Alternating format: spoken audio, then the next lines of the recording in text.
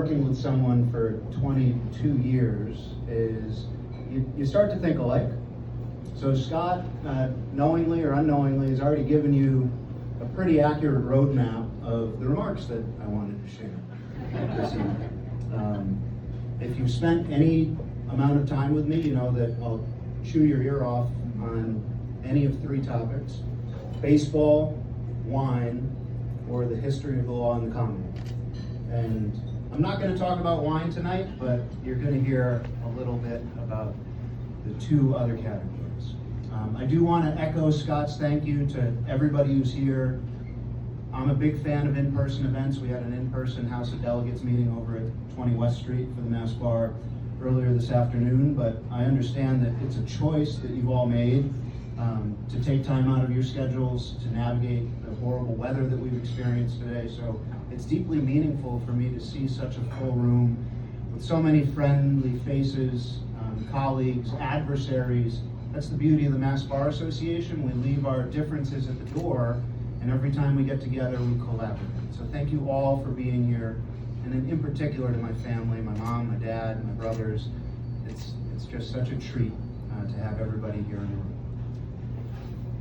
For those of you who don't know me as well, I'll just give you a little bit of my origin story. Born and raised in Elmira, New York. There is an additional detail to Scott's description of my motivation to root for the Red Sox. So in my hometown of Elmira, there's a minor league baseball team known as the Elmira Pioneers. They, at the time, were the Red Sox single-A short season affiliate. My dad was a pitcher in college for his Belmont Abbey baseball team and raised me playing Little League and high school baseball where I pitched. I had the opportunity to actually pitch a game at Dunn Field where the Elmira Pioneers played. So for as long as I can remember, I went to minor league baseball games with my dad, and the players that we would watch would years later progress through the Red Sox farm system and ultimately end up playing here in Boston. So I watched players like Brady Anderson and Mo Vaughn and Ellis Burks. Before them, before my time watching, it was Wade Boggs and Kurt Schilling. So that helped to sow my interest in Boston. My family had a wedding here on July of 1989. So we actually stayed at the Ritz-Carlton, and my dad brought me to my first ever Red Sox game. It was July 21st, 1989.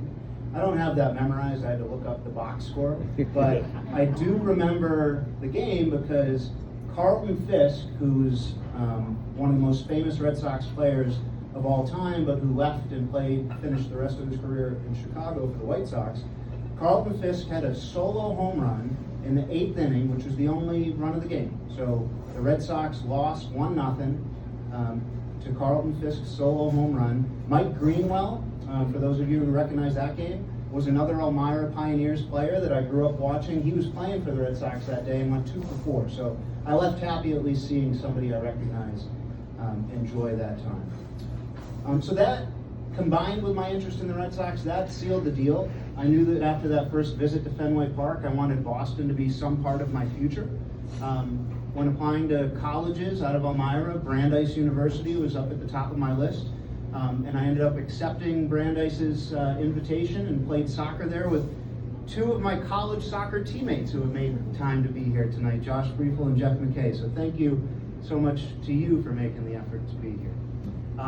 I lost track of the number of Red Sox games I went to as a college student. You know, the bleacher seats were $8 back then. I would take the commuter rail from Waltham into Kenmore, and just never had more of an identification with a sports franchise than I have with the Red Sox. So I stayed here for law school. I try to introduce a little bit of self-deprecating, if not humor, just facts about my life.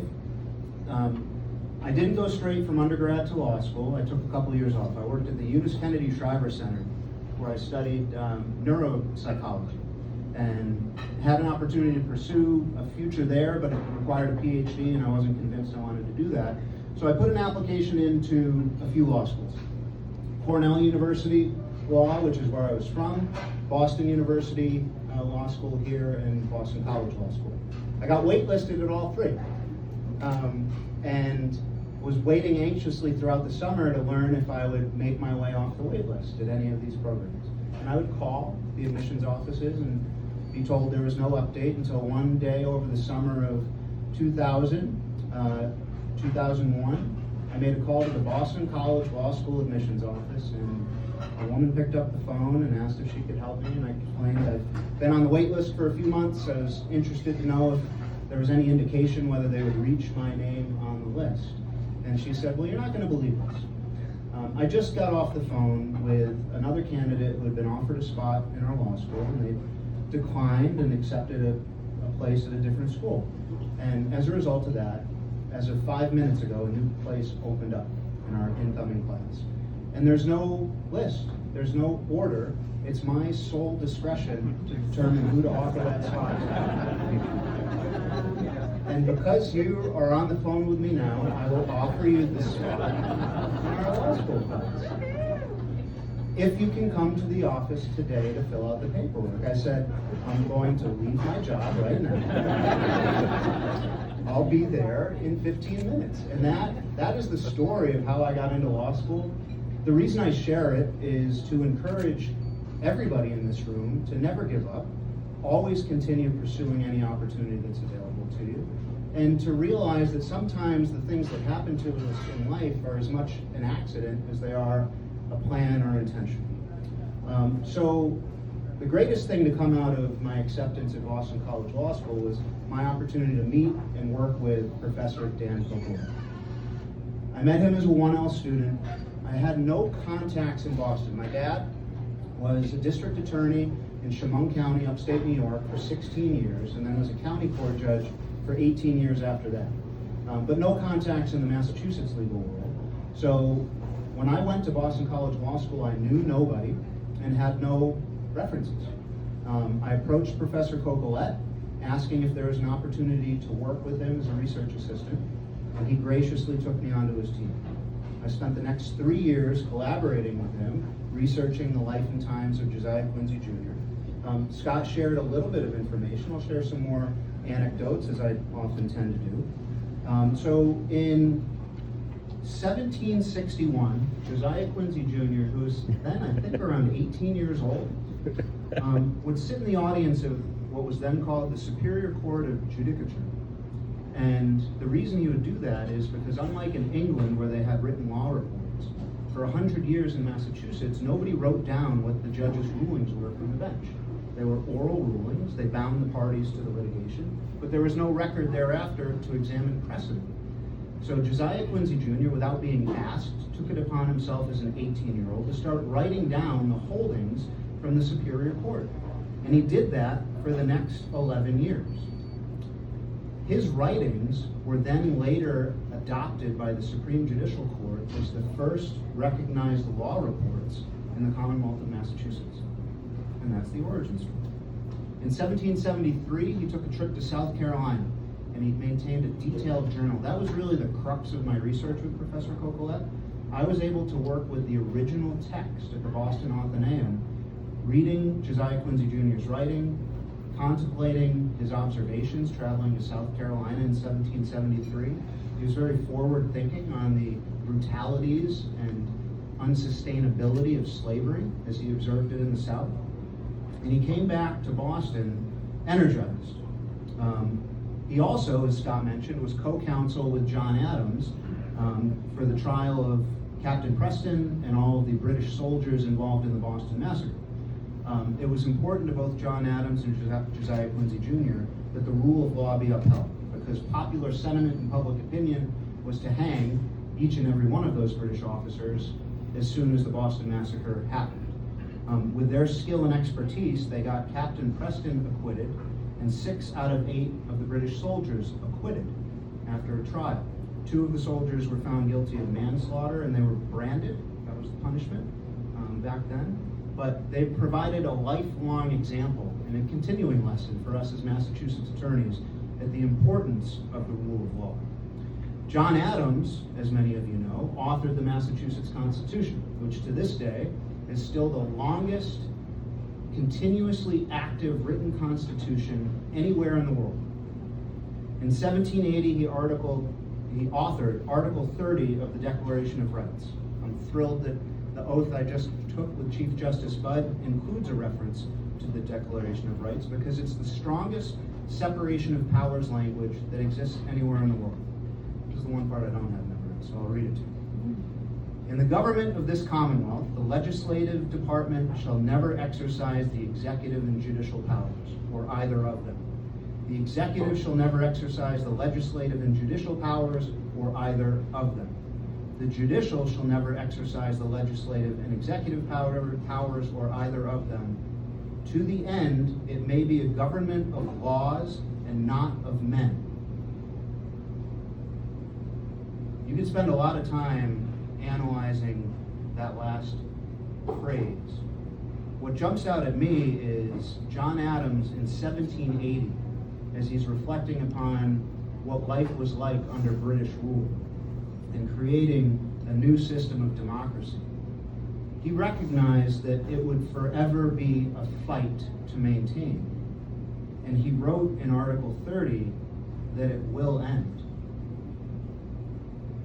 Our job as attorneys in Massachusetts and as representatives and members of the Massachusetts Bar Association is to continue this fight as aggressively and passionately as we can, so that our system of democracy does not end on our watch. Okay, so I go to BC Law. I meet Professor Kokolek. He forever changed the course of my life in a few different ways. During my 1L summer, he arranged for an internship with Judge Patty Saris of the U.S. District Court, who later became the Chief Judge of the U.S. District Court. I learned last week when there was a federal court bench bar conference that among her clerks in the 1990s was Justice Ketanji Brown Jackson of the U.S. Supreme Court. So I was certainly in good stead learning from Judge Saris. During the worst interview that's ever been conducted by a law firm, I did my best to try to snatch defeat from the jaws of victory. But Scott hired me as a 2L summer associate and then made an offer for me to join the firm once I graduated from BC Law, and I've never worked anywhere else. It's been 21 years learning from Scott and Ed Landers, who's here, and Bill Scarpelli, who's here. So many of my Morrison colleagues are here. Thank you all for making the effort to join us. One person who's not here, and that I want to make special mention of, is the late Mark Hardy. Mark was the managing partner of Morrison Mahoney when I was hired, and was as much of a mentor, an important mentor to me, as anybody else I've ever met. I skipped a detail. The reason I had an interview with Scott Burke in the first place is because my dad went to law school with a guy named Kevin O'Shea. Kevin O'Shea went to Dartmouth College with Mark Hardy. So knowing nobody in the Boston legal market, Kevin O'Shea made a call to Mark. Mark asked Scott to arrange for the interview, and that was the reason why I had the opportunity in the first place to screw up that first interview. But once I was hired, Mark really made an effort to mentor me, brought me down to Westport, Massachusetts, and had me play golf with him on a number of occasions. And as I reflect back on all the legal research that I've done about colonial law in Massachusetts and my love of the Red Sox, it's impossible to disassociate Mark from all that, including my work presently as in the Mass Bar Association.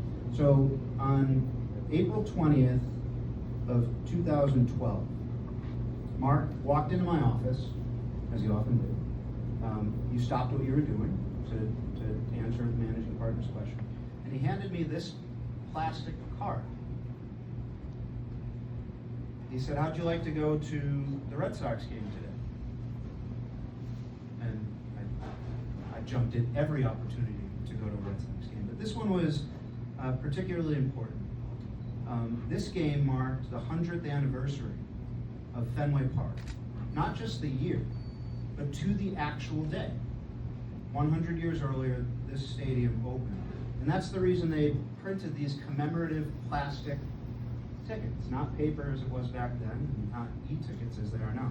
So it gives me a lot of joy to know that Mark held this in his hand and handed it to me. I went to the game with Josh Briefel, sitting here today, and we were sitting behind home plate. And behind home plate, as many of you know, there's a net. There's a net in front of you, there's a net above you. I've been to probably 300 Red Sox games in my life, maybe more. I've only caught one foul ball. It was that game that Mark Hardy sent me to on the 100th anniversary of this stadium. And you might be asking, Mike, you just said there's a net in front of you, there's a net above you. How did you catch a foul ball? Well, somehow the batter fouled the ball straight back on top of the net, and it dropped through a hole and landed in my lap. If you've seen A Few Good Men, there's a great scene where Tom Cruise is trying to think about his defense of the two Marines who were on trial for murder, and he's looking for something. He's looking for his baseball bat, and he's asking, "Where's my bat? Who moved my bat? Where's my bat?" And Demi Moore says, "I put it in the closet. I was tripping over it." And he asks her nicely, "Don't put my bat. I can't think without my bat. I need my bat." That scene always stuck with me. So since I caught that foul ball on April 20th of 2012, it's been on my desk in my office. And I hold it when I'm deep in legal thought, when I want to remember Mark. And if you're asking, did I bring the ball with me? I did. It actually has a 100 years Fenway Park stamp on it. Why am I going on so long about this? What's fascinating to me is less than a year before this park opened. So this park opened April of 1912.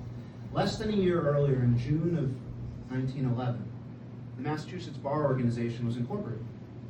It was incorporated by luminaries, legal icons, like Oliver Wendell Holmes, Louis Brandeis, and Moorfield Story. Moorfield Story later became president of the NAACP. The reason why they incorporated the Massachusetts Bar Association is because there was no welcome space for them to collaborate. And who do I mean by them? The American Bar Association at the time would not admit black lawyers, Jewish lawyers, immigrant lawyers, and that comprised a substantial portion of the Massachusetts legal community. They weren't welcome. And so those legal icons created this organization to make a space where everybody is welcome. 2 years later, in 1913, they welcomed women as Massachusetts Bar Association members, one of the first bar associations in the country to welcome women. It wasn't called diversity, equity, and inclusion back then, but that's exactly what it was. And our mission as the Massachusetts Bar Association has never changed. It's never wavered. There's nothing illegal or unconstitutional about diversity, equity, and inclusion. It's what makes us thrive as a profession.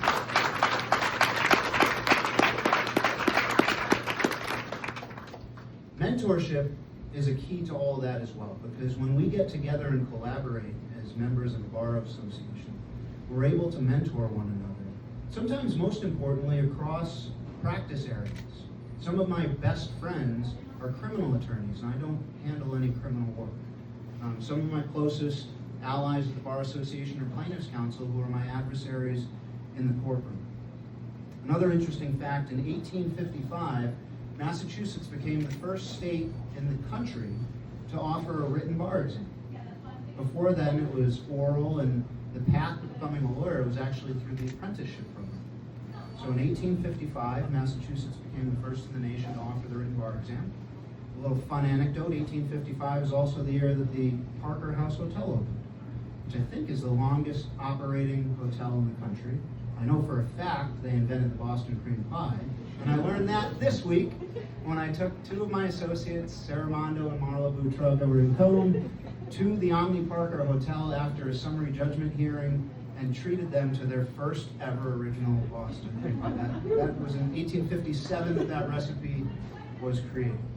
So, mentorship. I reflect very fondly upon all of these coincidences that happened, getting into law school in the first place, working with Professor Cocolette, which saved me after the terrible interview with Scott, learning from Mark Hardy, catching the foul ball on the 100th anniversary, and then learning how closely tied that is to the 100th anniversary of the Massachusetts Bar Association. It may just be sheer coincidence, but it has given me purpose. I've found my work with the Massachusetts Bar Association to be the most rewarding work that I've handled in my legal career. There are no unhappy clients, there's only gratitude, and there's only positivity. Yes, we have to navigate some difficult times. Yes, the work is not always easy. Yes, it can be a second day job on top of the work that we're already doing for our clients between 9 to 5, but it's important. The work gives you a sense of balance. It gives you a sense of giving back to the community, and it's a map that will allow us to continue the finest and proudest tradition of lawyering in the country that Massachusetts has set by example since John Adams authored the Constitution back in 1780. So sometimes I tend to ramble. I try to have some connectivity throughout. I hope this gave you a chance to get to know me and who I am and the reason why I find my work with the Massachusetts Bar Association so meaningful and important. I promise you that I will dedicate the next year to serving our members across the entire state. I've sent emails out to the County Bar Association presidents in all 14 counties offering to meet them in person on their turf, because we do represent every corner of the Commonwealth, and I want all of our members to feel seen, heard, and recognized. If any of you have questions or asks of me, I want to make myself available at all times. Reach out to me. I love meeting people in person. Again, I'm flattered and humbled by this responsibility and the fact that all of you chose to spend the evening with us. Thank you so much to Chief Justice Budd for administering the oath. It could not have been more important to me. Thank you again to my family for being here. And now you have another 40 minutes to enjoy some food and visit the bar. Thank you, everybody.